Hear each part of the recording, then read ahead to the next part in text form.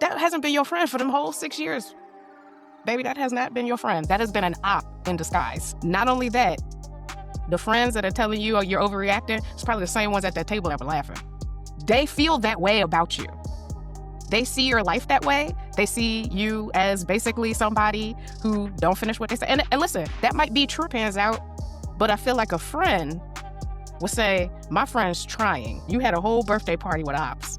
That's terrible. And I'm sorry. But a friend's gonna encourage and support you. This is an Unsolicited Perspectives YouTube exclusive. All right, Jay, we often talk about, well, you do, friendships. And I put these scenarios from these Reddit, am I overreacting situations to you? And you're like, that person's not your friend. Right. So I wanted to give you this scenario because I'm curious, even though I already know you and I know what you're going to say. I'm curious to see what you think about this. Okay. So the title of it is, am I overreacting for wanting to end a 6-year friendship over a joke at my birthday dinner? Now, it was a joke. Listen, some of y'all, some of y'all tell the truth. Some of y'all ain't joking. Well, both things can be true, right? Mm-hmm. All right, so here it is. So I'm a 26-year-old male, and I had my birthday dinner last weekend. Nothing crazy, just a small group of friends, good food, couple drinks.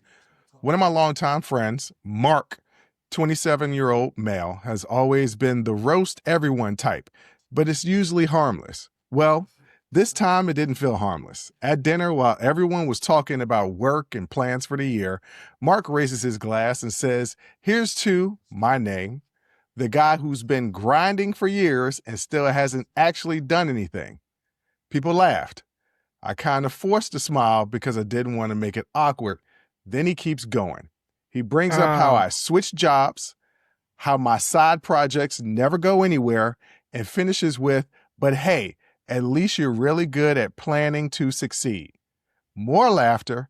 One friend actually said, "Damn," under their breath. I felt embarrassed as hell.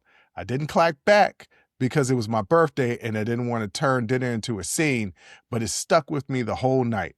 Later, I pulled him aside and told him it bothered me. He immediately said, "Bro, relax. It was a joke.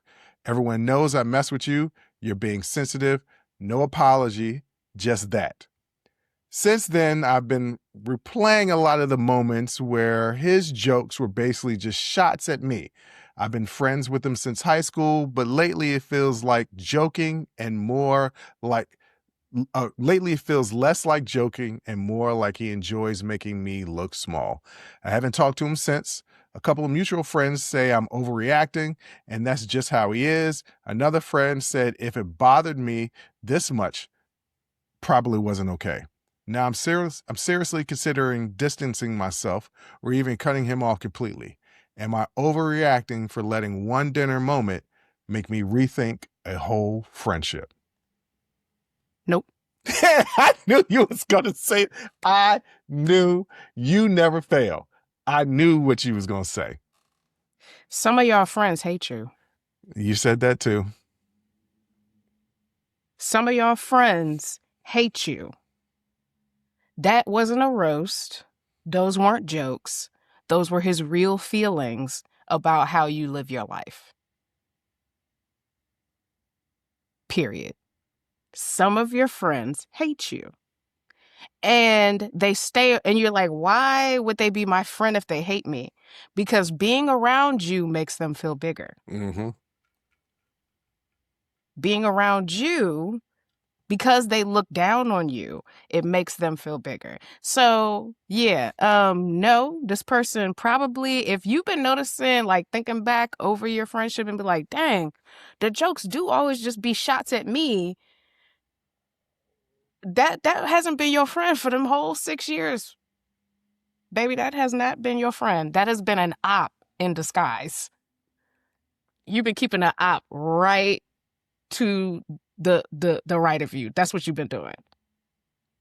And not only that, the friends that are telling you you're overreacting, it's probably the same ones at that table that were laughing. the one that said, damn, was probably the one that was like, yeah, if you feel this bad about it, you're probably not okay. Yeah. That's probably your homie. The rest of them, they feel that way about you. They see your life that way. They see you as basically somebody who don't finish what they say. And listen, that might be true. That might be true. You might be a person who doesn't finish what they start. You might be a person who doesn't follow through with things. All of that might be true. You got a lot of side hustles, nothing pans out. But I feel like a friend would say, my friend's trying. They gonna try they gonna try something. It didn't work out. They pick themselves up, dust themselves off, and try something again. That's how a friend looks at you. They are not your friends. You had a whole birthday party with ops. That's terrible. And I'm sorry. But a friend's gonna encourage and support you. I mean, not if you're doing dumb stuff. Like if you throwing your money after bad, like I'm gonna say something. I'll be like, hey, maybe you shouldn't invest in that, cryptocurrency thing we don't know nothing about, that you heard about it from a dude at the Starbucks. Maybe you shouldn't do that. That's different. But like if you're just trying things, some things work, some things don't, blah, blah, blah. They know you grind. That's one thing he said about you, is that you grind, but the stuff don't pan out. Okay. But they really are looking at you like you're a bum. That's how they feel about you for real, bruh. Yeah, you had a dinner full of ops. That couldn't be me. We've all had people that we didn't know were our ops, or that were close to us for so long we didn't realize they were our ops until one day we wake up and like, hey, wait a minute, damn it. Right. Like we all have those people. I've known some people for 20 years, and I'm just now realizing like, damn, you know what? They wasn't down for me. I thought they were, but they weren't. This is what I'll say. Damn, you said you know them since high school and you've known them for 6 years. That means you only like 24 years old at the max. Right. So I'm like, where are you supposed to be? Yeah, where are you supposed? Look, as somebody who is 45, get ready to turn 46, young player, take those chances now. This is the time where you're supposed to be taking those chances. As long as they're not bad moves. Well, everything could be a bad move, but dumb moves, like my sister said. Like, as long as you ain't throwing money at bad, you're supposed to take these chances. You'll hit. Hey, look, the more stuff you throw at a wall, eventually one will stick and you hit for a lick. And guess what? You'll be able to do things that your friends can't do. How do I know this? Because of me. I know this because of me. My friends joined the corporate world straight out of college, and they are stuck in that. Whereas, granted, I don't have a family. Things would be completely different if I had a family and kids. I would have to tighten up the strings and all that type of stuff. Well, so ain't nothing wrong with corporate. I'm deeply embedded. You just now got into corporate. You ain't. I've been in corporate. Yeah, you're right. You've been in corporate, but you've also been a dreamer. Yeah. You've also been a dreamer. Yes. I'm able to venture out and do things. Do I have the security that other people would have in the corporate world? No, but I'm still good and happy. So yeah, sometimes you go different paths than the rest of your friends. You should never be ashamed of that. And if they can't understand it, if they can't see your vision, the hell with them. I've left a lot of friends by the wayside since starting this podcast. Some people rock with me. They're like, hey, I couldn't do it, but cool to see you doing it. I'm going to support you in any way. Yeah. Then there's some people who are like, I couldn't do it, and because I couldn't do it, you shouldn't do it. And so I'm going to low-key hate on you. And it's like, okay, cool. You could hate on me however you want. I'm still, in my eyes, going to always be successful, because I don't base success off of anything except for, did I accomplish my goal?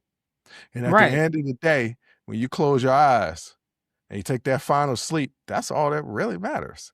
Right. Are you happy with what you did? Right. Did you live your life authentically? And did you love authentically? That's all that matters. So, hey, look, if you a real one to your friends and they not returning the favor, yeah, I'm gonna roll with my sister and be like, they ain't your friends, cut them off. No, you're not overreacting. You asked him, you talked to him about something, you told him how you felt, and they play it off as that's just how he is. How he is a hater. Yeah. That's how he is. He's And the a hater. fact, if it was a joke, he would have apologized. Yep, my bad, If man. he didn't mean it, if he didn't mean it, he would have apologized. The fact he didn't apologize is because he's not sorry. Because he was telling the truth. Even if he meant it, if he apologized, that could still be sincere. It's the no apology and the fact it was like, I ain't do nothing wrong. All right, partner, Right. well, we ain't got to be friends. And look, let me tell you something. You're 24, 23, 24, 25. Yeah. Do you know how many best friends I've had in my life? I've had a lot, okay? Yeah. They come, they go. The family members, sometimes you got to cut them loose. Sometimes you got to cut people out of your life for your well-being. Mm-hmm. Yeah. And yeah, it might suck. You might be like, I got to find a whole new friend group, but sometimes you got to find a whole new friend group. Yeah, it is what it is. Find some people, find some other people who are dreamers that'll support you. Yeah. It's not hard, but no, you was at a whole round table full of ops. On your birthday. On your birthday. To celebrate you.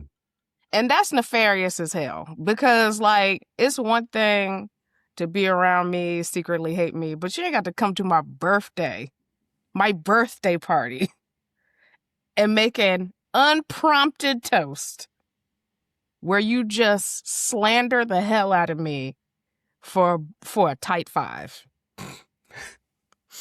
And you ain't no damn comedian? Nah. The hell you think you are? Nah. Bernie Mac? You ain't no Bernie Mac? That whole party would have been shut down. I'd just been like, check, please. But see, that I'm the whole type. Party would have been shut down. This is the reason why my friends don't play with me like this.